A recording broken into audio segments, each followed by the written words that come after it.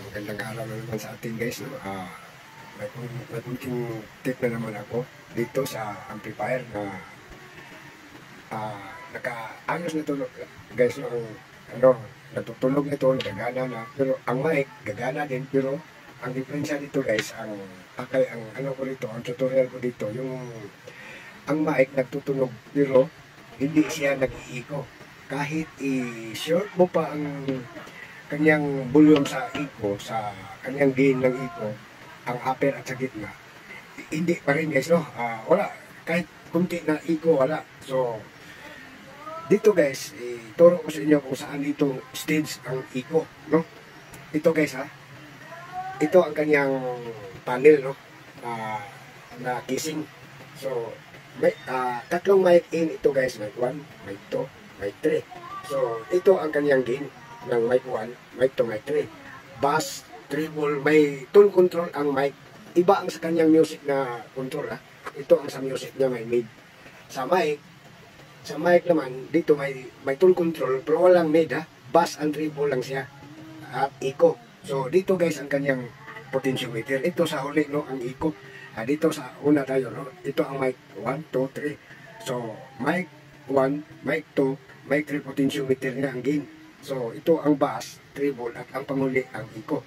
So, dito guys, ang kanyang mic na preamp.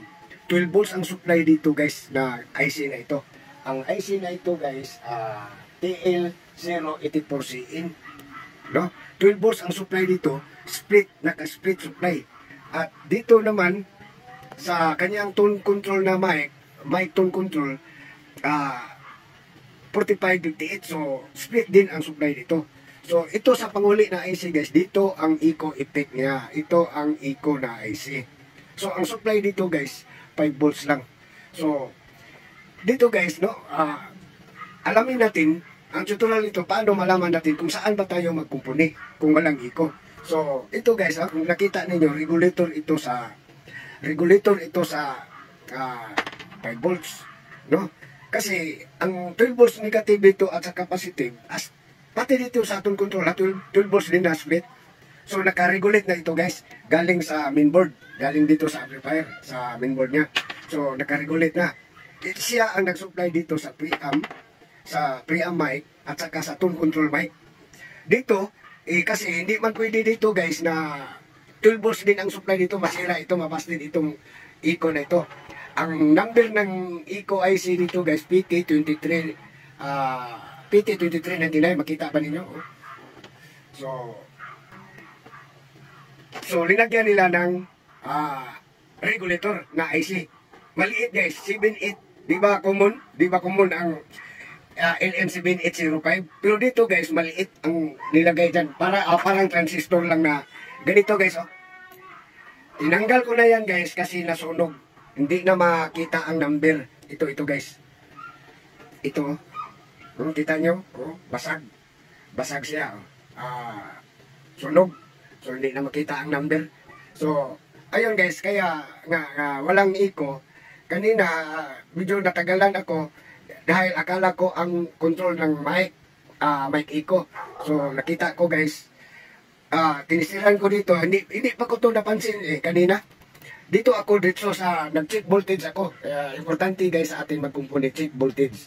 So, tandaan nyo lang ang supply dito sa IC sa echo, kadalasan yan, 5 volts. Iwan ko lang kung meron bang 12 volts. Basta 5 volts.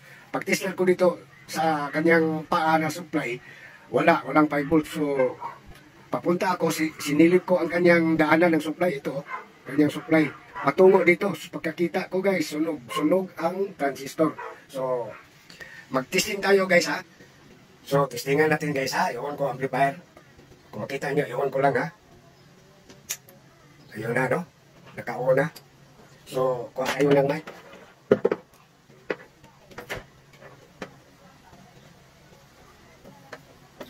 Saksakan natin ng mic.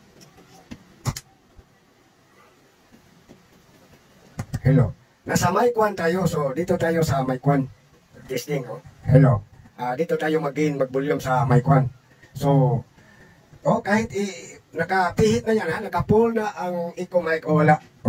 So, ang bass, ang bass and treble sa mic, meron, walang baho. Kung marinig ninyo, hello, hello, hello. Nag-bass siya. So, ang treble, okay. Okay din ang treble, nag-high siya pag pinihit ko. So, akala ko kanina guys, IC. So, hindi dapat tayo magpalit ng IC ng Eco. Kasi kailangan importante mag-check voltage. Share ko lang ito sa mga baguhan guys ha. Alam naman natin ang mga veterano dito, alam nila. So, ayun may palit ako guys. Dito pinangahoy ko na lang, pinangahoy ko lang.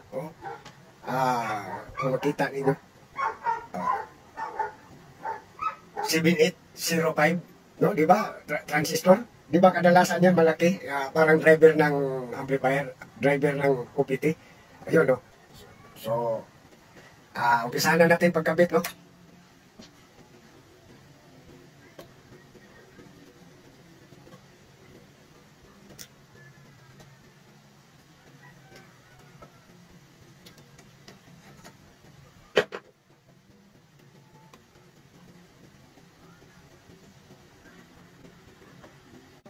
So, ikabit na natin guys. Tandaan nyo guys parang universal ito na tone control sa mic Pati din ang kanyang tone control So, di dapat tayo kaagad-agad magpalit ng IC sa Eco So, importante na mag-check voltage muna tayo. Kung nakapasok ba dito sa Eco na IC ang kanyang voltahe.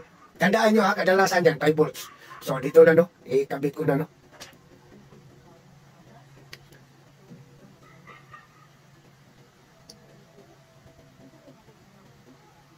Ayun na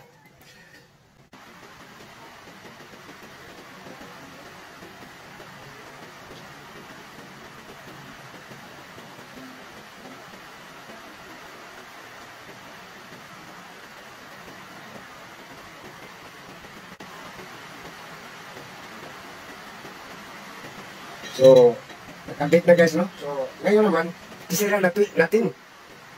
I-check natin ang voltahe kung meron na ba. 5 volts yan guys Tandaan ninyo.